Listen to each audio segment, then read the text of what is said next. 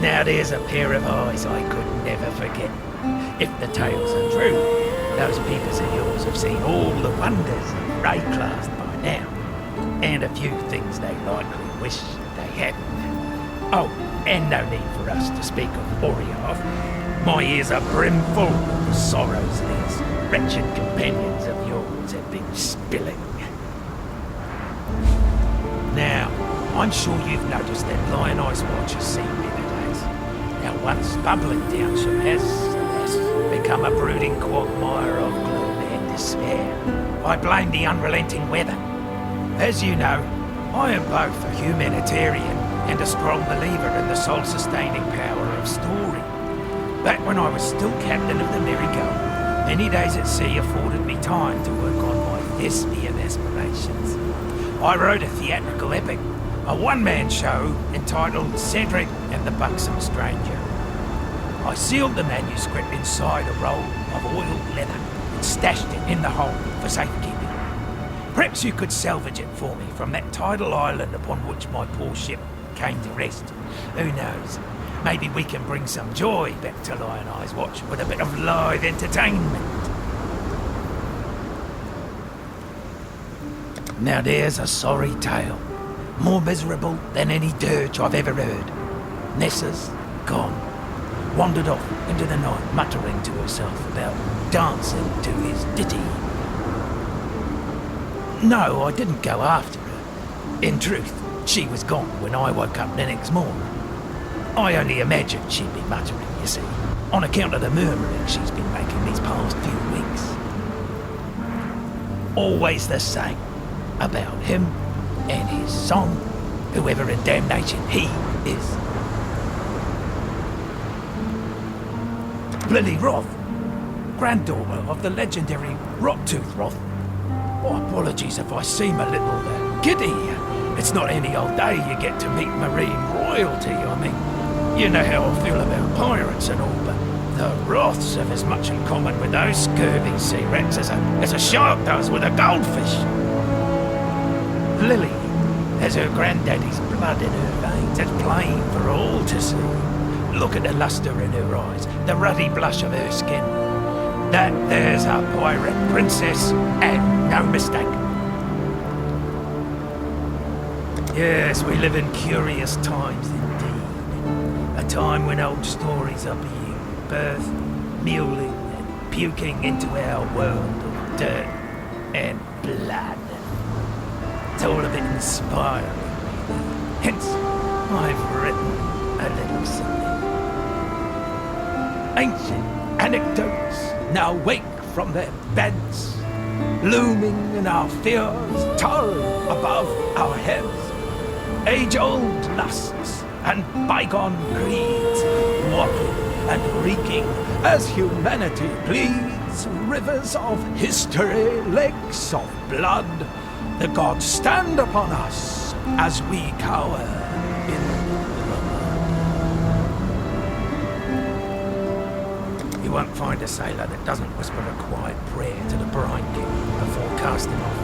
In fact, under the maddening radiance of a full moon, the more superstitious captains would drown some poor slave, failed mutineer, just to keep old Tsoagoth happy. No, that wasn't a sneeze. That's the fish god's old Asmerian name. It's considered foul luck to speak it on board a ship. A keel-hauling offence.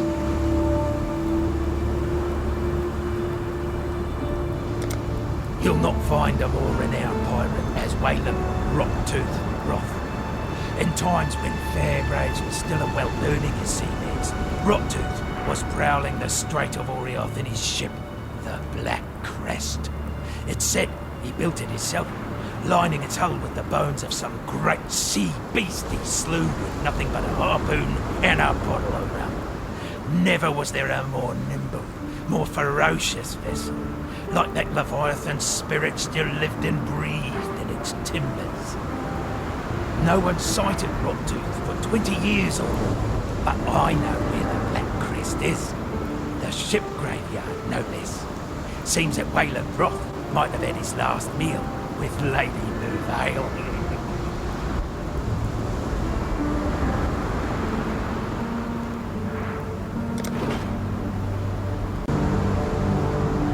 First we hear that Oriath has lost its bloody mind, and then you turn up. Doesn't take a scholar to work out how these two events might be connected. I don't know what's going on out there, and I probably wouldn't understand it if I saw it with my own two eyes. What I do know is this. The world we knew, it's gone. Now we have to do our damnedest to make sure we don't go with it. Nessa. I saw her one night, running out across the coast, headed in the direction of the mudflats. Called out to her, but she didn't even turn her head. Maybe she couldn't hear me. Maybe she didn't want to. I don't bloody know. I tried to run after her, but she'd vanished into the darkness before my feet had barely touched the sand. So I tracked her, all the way to the mudflats, and that's when her tracks, they just stopped. No sign of meeting someone or something, no sign of a struggle. It's like one moment she was running, and the next, gone. Look, I've heard some things about what you've done. Things that beg a belief. Now you can do this. Please. Find Nessa. Bring her back to us. I wonder how much Lily squeezed out of those refugees from Oriath. Yes, she did risk her life and ship to save them. But I knew the Lily of old. A damn fine smuggler. And that Lily never did a good deed that didn't also turn a profit. I had a life before Lion Eye's watch. Not much of one by some people's standards, but it was good enough for me. Lily and I, we'd smuggle a bit of booze to keep our purses full. We were good at it, too. Made us a fine partnership, her quick mind and my steady nerves, right up until the day she left me drunk and trussed on Penance Key.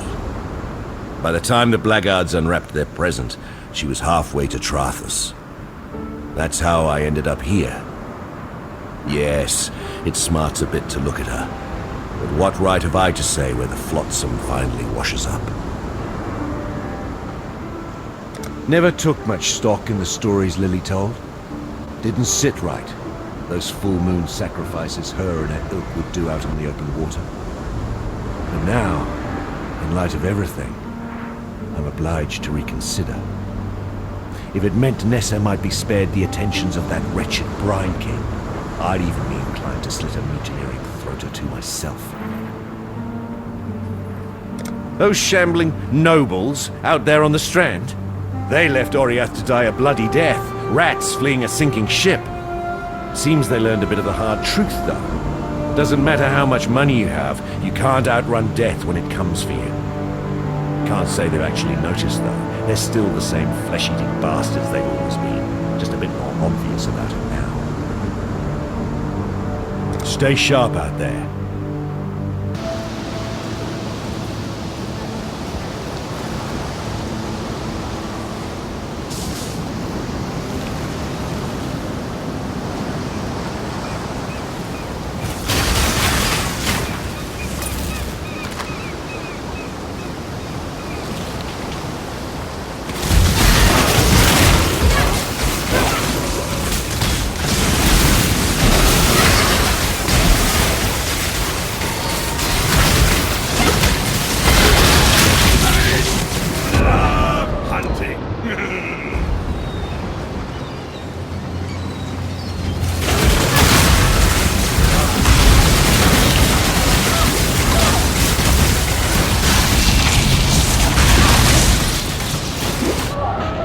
You fucker.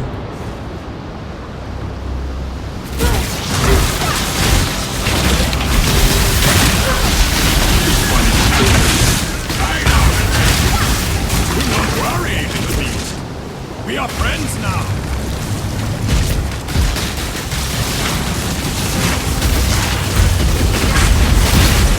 This one is captured. I will take it.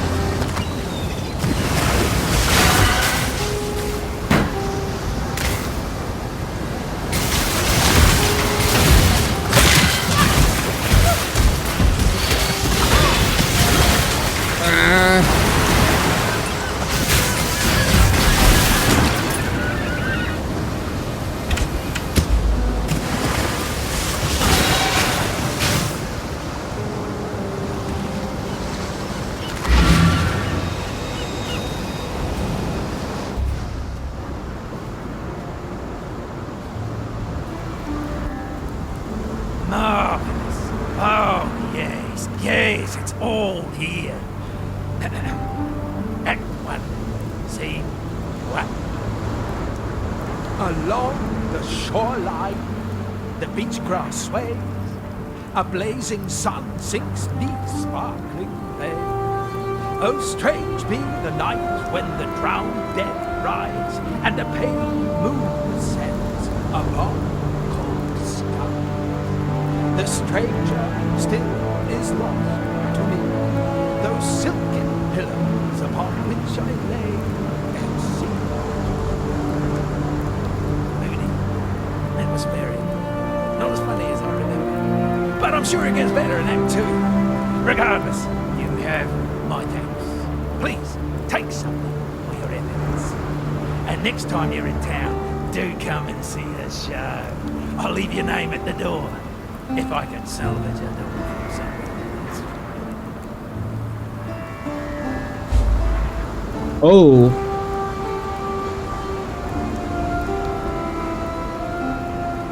Dexterity, intelligence, strength and intelligence.